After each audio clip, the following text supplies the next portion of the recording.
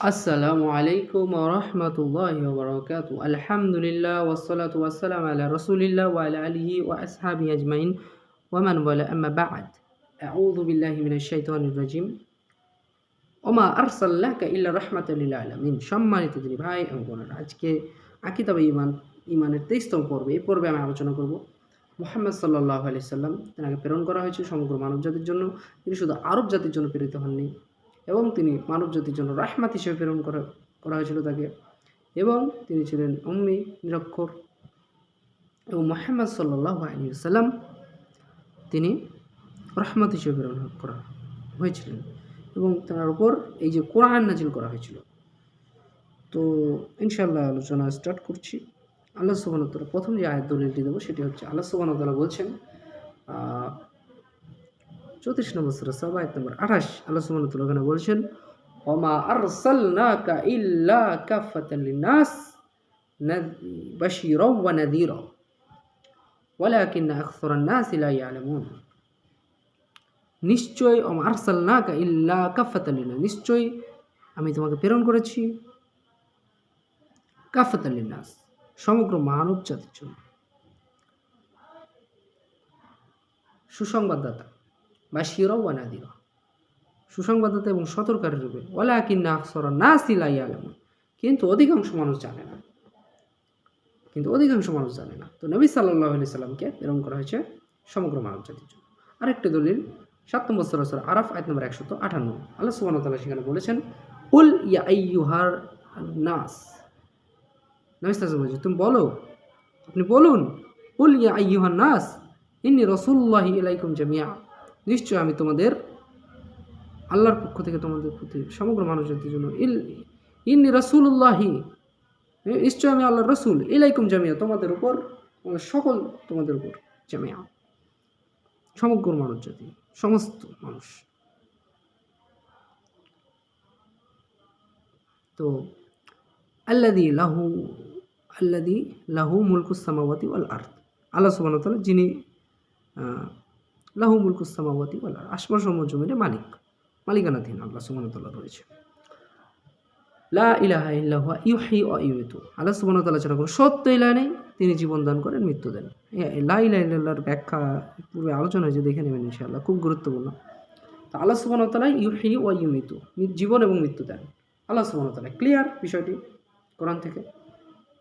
আল্লাহ সুবহানাহু ওয়া তাআলা তারপরের আয়াত বলছে, মানে একই আয়াতে তারপরের অংশ বলছে, ফা আমিনু বিল্লাহি ওয়া রাসূলিহিন নাবিয়্যিল উম্মি, অতএব সুতরাং তোমরা আল্লাহর প্রতি এবং উম্মি নবীর প্রতি ঈমান আনো। আল্লাযী ইউমিনু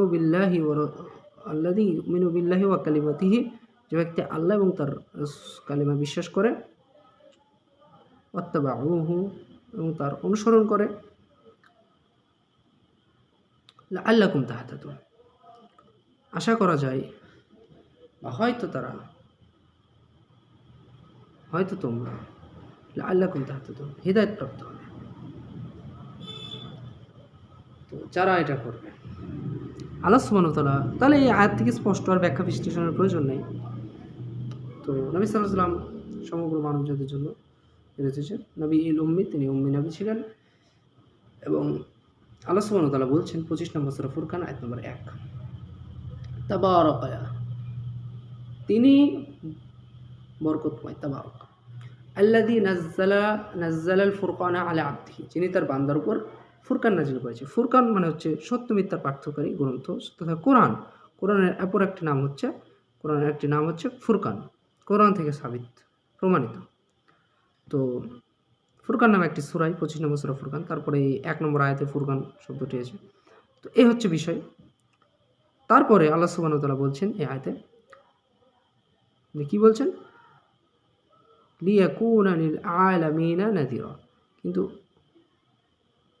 লিয়াকুনা লিল আলামিনা নাযীরা, যাতে তুমি বিশ্ববাসীর জন্য সতর্ককারী হও। তো এছাড়াও আল্লাহ সুবহানাহু ওয়া তাআলা বলছেন 21 নম্বর সূরা আম্বিয়া আয়াত নম্বর 107, ওমা আরসালনাকা ইল্লা রাহমাতাল লিল আলামিন, যে নবী সাল্লাল্লাহু আলাইহি ওয়াসাল্লামকে পাঠানো হয়েছে রহমত হিসেবে তো এত কোরআনের আয়াত এবং হাদিস আপনাকে দিতে পারবো নবী সাল্লাল্লাহু আলাইহি সাল্লামের বিষয়ে।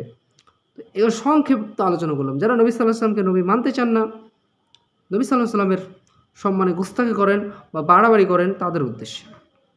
নবী সাল্লাল্লাহু আলাইহি সাল্লামের ফজিলত অনেক, আলহামদুলিল্লাহ।